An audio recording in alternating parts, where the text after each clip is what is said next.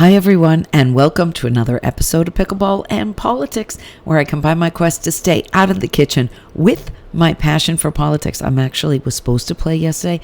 It was 30 degrees out, and the wind was like 18, 19 miles per hour sustained, and they were all like, does anybody want to play? And I'm like, you're all crazy.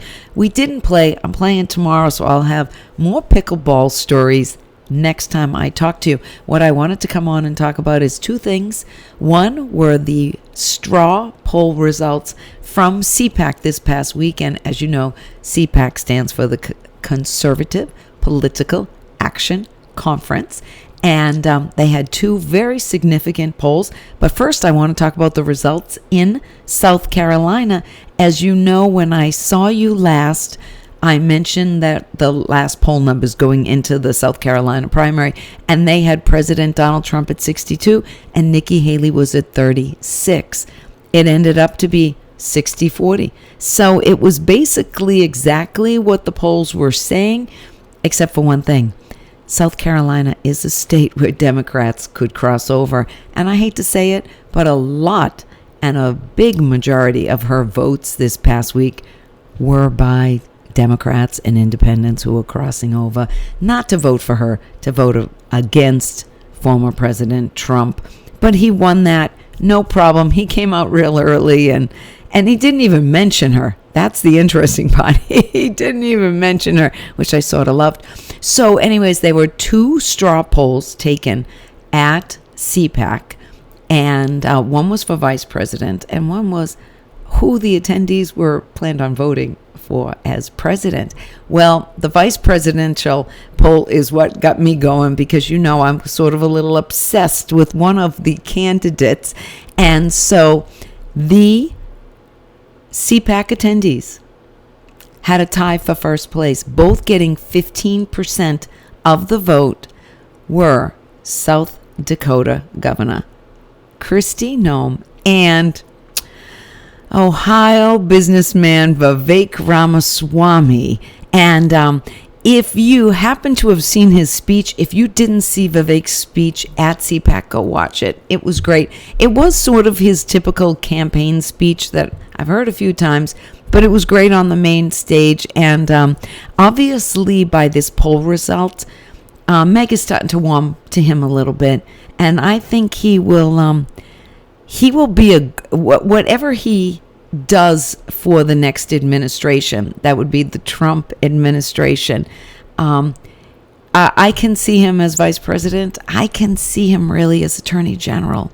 I really can. He's a lawyer, and he's all fire. I know somebody said this past week they wouldn't mind if J.D. Vance, who polled really, really low, by the way, among the CPAC attendees, they almost wouldn't mind if J.D. Vance was the nominee, the vice presidential nominee, and then Vivek became the senator to Ohio. But really, I'd like to see him vice president or the attorney general, the U.S. attorney general. I just really would. After Kristi Noem and Vivek, we had Tulsi Gabbard, and that's a hard no for me. I'm going to be honest. I'm not quite sure why so many attendees like her. She's sort of, I'm skeptical of her. That's all I'm going to say. She's a hard no for me. Followed by Elise Stefanik. Well, she'd be fine. And Senator Tim Scott, who I do believe is one of the handful of candidates that the president is giving a hard thought to. And he was with the president on Saturday night when he accepted his had his little victory speech in South Carolina, along with Lindsey Graham. I'm not going to say anything about that. They also had the straw poll of who the CPAC attendees wanted for president, and President Trump got 94% of the votes of the attendees, followed by 5% for Haley. I got to say, I kind of give the 5% who were voting for Haley credit for saying they were voting for Haley. It's not really a Haley crowd, but Haley should have went to CPAC. If she's serious, that's how I feel. If she's serious, she should have went to CPAC. I had a problem when I went to Turning Point back in July. that DeSantis didn't show up. It was right, in Florida. I thought lots of them who were running at the time. Vivek showed up. Asa Hutchins was there. And then some of the other, little people who nobody knew, like the mayor of Miami who was running at the time, and Doug.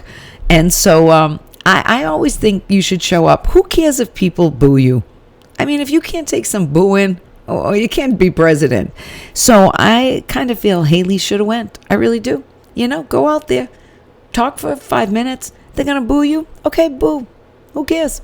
You say you're a conservative and you say you want to be president of the United States. Go right there among the people. But like DeSantis, who didn't show up at Turning Point, Haley didn't show up at CPAC. I always think that's a mistake.